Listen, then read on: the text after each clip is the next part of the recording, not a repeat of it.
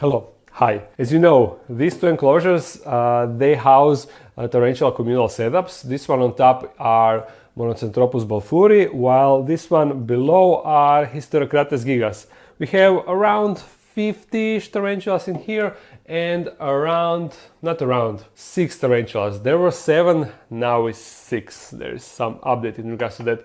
What we are going to do now, I have some general updates, and for this enclosure I want to do a light setup, and that will be a bit tricky, but I think that I got it figured out.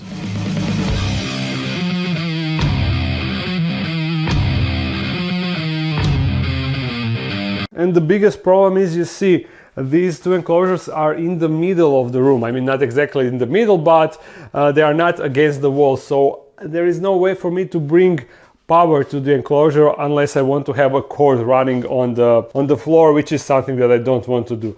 Therefore, the only options are LEDs that are powered through the batteries. Therefore, I already ordered lights for that specific reason. Second thing that we need to do, we have actually 2 options. I can mount lights somewhere outside of the enclosure, which is something that also I don't want to do because I don't think that it would look good. Then I was thinking second option would be to make like a hollow piece that will go in between 2 enclosures where I can put the light fixtures.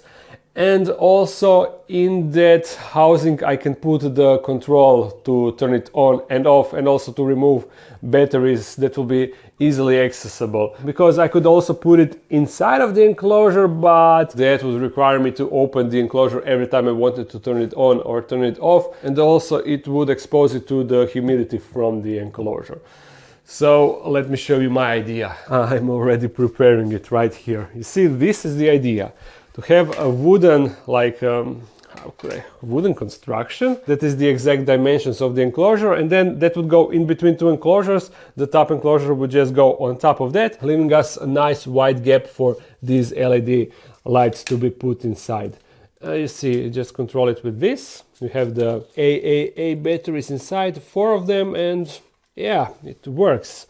The only problem is I kind of got the wrong color temperature because this is not the same as these LEDs, but okay, whatever. Also, what I will need to do, like a slot in here in order to fit this controller and drill a hole here so I can pull the cable through. That way it will be easy to turn on and off the LEDs, and also to exchange the batteries, to switch the batteries. So yeah, first let's cut the wood. We don't need to cut these 3 pieces because they are good. We only need to cut this one to be as tall as this one. And I will use the jigsaw right here. Excellent. Now the next step is I need to mark for the placement of the controller, and also mark the hole where I will drill for the cables. So let's do that. There, now I need to cut that. I think that I will try to use this tool, you see. I need the battery. This one, you see, just vibrates and cuts with this edge. So yeah, let's see if that will work. Okay, it's not bad, but I need some clamps, so I don't need to hold it all the time. This should be now easier.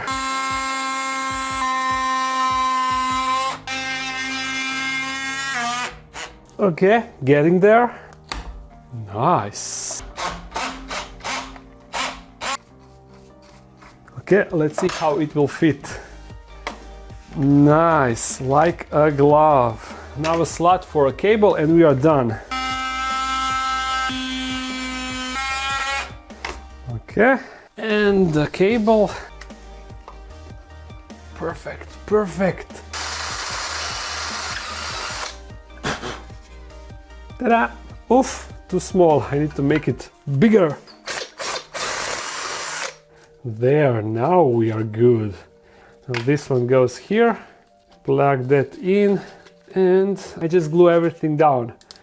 Great! But before I glue that, I need to connect all 4 of them to form a quadrant. Would that be a correct term? I have no idea. First, I'm drilling the pilot holes for the screws that will go in. And then I just screw them all together.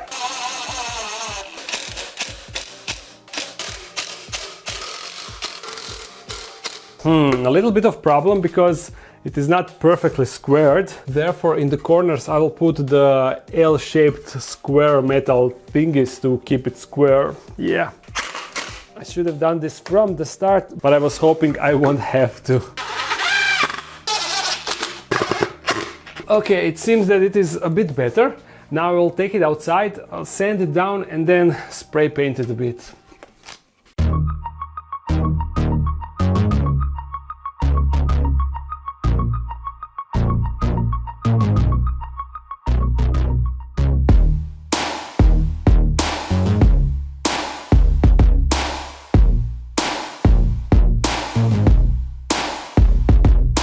Okay, this is now more or less dry, which means that I can add the light inside. First I pull this through here.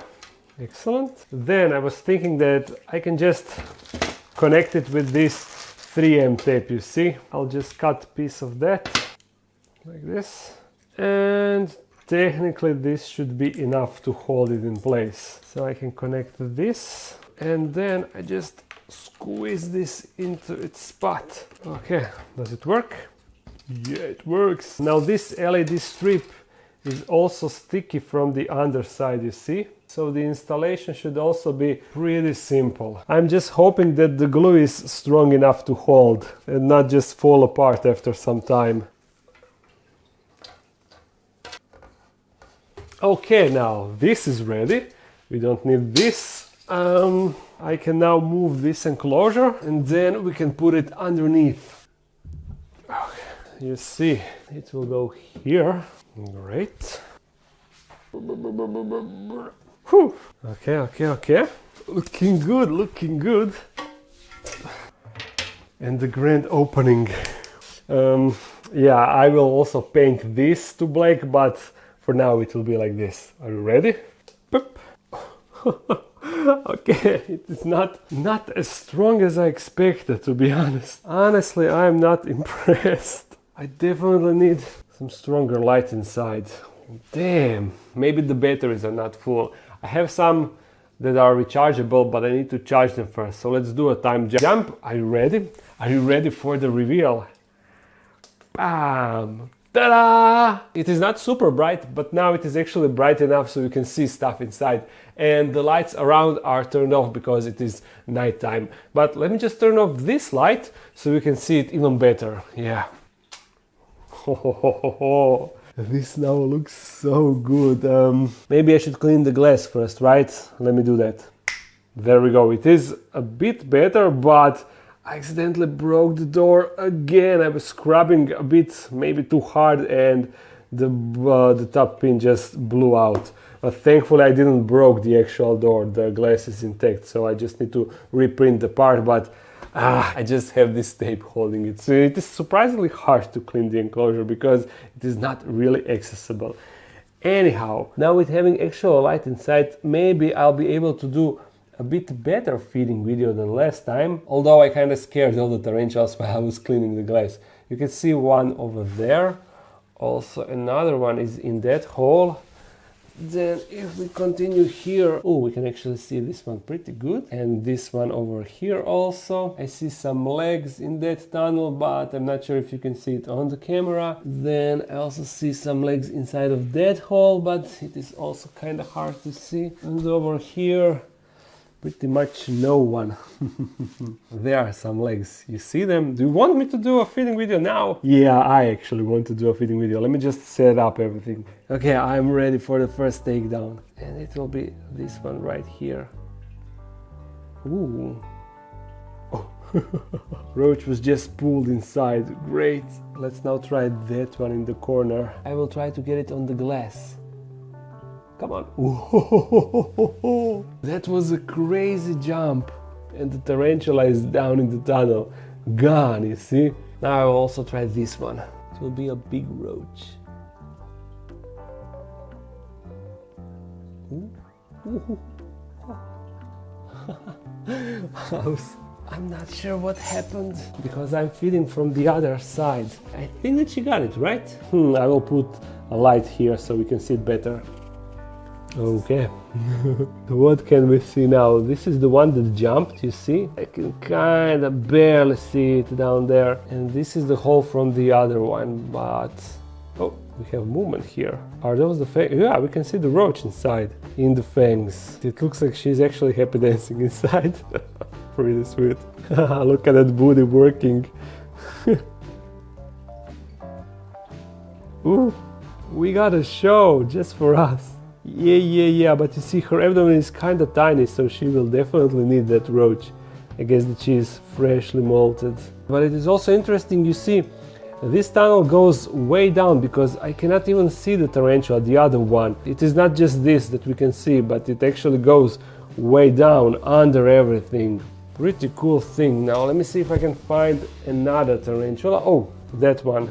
And also that one. Let's feed both, but they are also on the other side. You see, I am feeding through that door over this tree, so I cannot really see very well, but I will just set the camera here and hope for the best.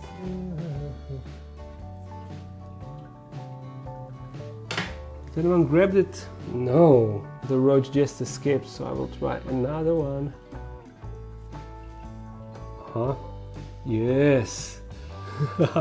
This was at least a success. So one more in this hole. No reaction, too bad. Maybe someone else will get it. Is there no one around to grab this tasty roach? Too bad. Let's move to this corner. I think that we will have more luck here. You see those legs? They are eager to catch one roach. The roaches really like to dig, huh? That is the reason why I'm usually holding the roaches. I see one here.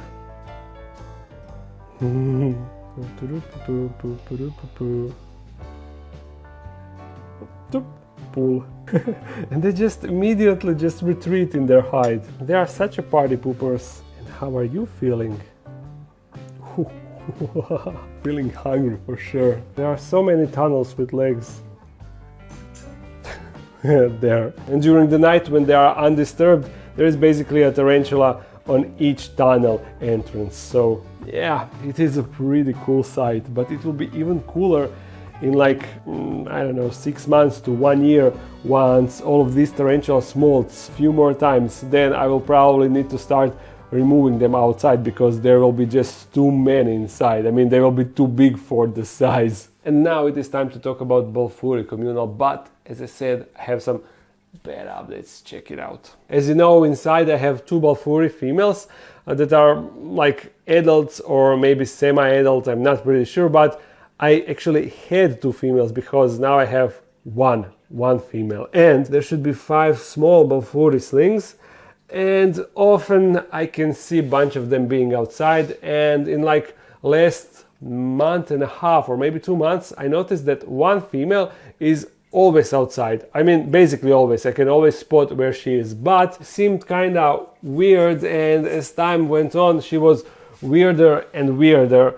Mostly she was like being clumped up and moving slowly, moving sluggish, not really wanting to eat. Sometimes she would try to catch a prey, but she would just almost grab it and then let it go. She didn't commit to catching a prey. So I didn't really know what is happening. I was trying to give her water so she drinks. I thought maybe she's dehydrated and that could be the problem, but that wasn't really a problem because when I would give her water, she would drink, but that didn't improve situation. And also one time I spotted something actually really cool, because as she was moving sluggishly, I spotted her moving into this tunnel. Actually, she was moving through, there was a hole on this side, and she was entering the tunnel, and suddenly a bunch of slings actually swarmed her. And at first I thought that they are attacking her, but it seemed like they thought that she was bringing food, and she actually went inside and the slings were following her. I recorded some of it, but I'm not sure if I recorded enough so you can see that behavior, but it was really interesting. I was like, whoa, what is happening? And once slings figured out that she got nothing, they just went back inside. But yeah, that was a cool thing. And as I said, she was like that for like a month and a half, 2 months, and then 2 days ago. I was searching for her around the enclosure, but I couldn't find her, and then I spotted this. Look, that would be her, and it appears that the other female killed her, because this doesn't look like a normal death. But at the same time, she's not eaten, so I don't really know what is up with that. Let me take tweezers and try to move her around to see what is up. Yeah, you see? It is like Tarantula tried to eat her, wanted to eat her, but then it changed its mind. I don't really know what is up with that. This would actually be an interesting picture. What the hell is going on there? You see, that is the abdomen. And the rest of the legs are just scattered down there. I have no idea what is up with that. I'll just throw it inside and I will take the rest of the legs. This is so bizarre, you see? They're like broken off. I don't know. If she just normally died, she would be in a death curl, but this definitely looks like she was killed. But why and how? Why she didn't eat her then? I don't know, this is so strange. I'm gonna clean the tweezers because I want to feed her. I'm gonna put you on the tripod here and I will try to lure her with a piece of grass. Let me see. Maybe from this side. You can see her down there, right? Yeah. I'm actually touching her and she's not reacting. Looks like this won't happen. But you can see her very well, right? You can see the eyes, how they are shining down there. Just don't know why she is ignoring me. Too bad. Let me see if I can get a glimpse of some sling. Like here in this tunnel. Oh, the reflection of the light is so brutal. I cannot record without enough light. That is so not fair, but down there, can you see the leg? Yeah, that's the sling.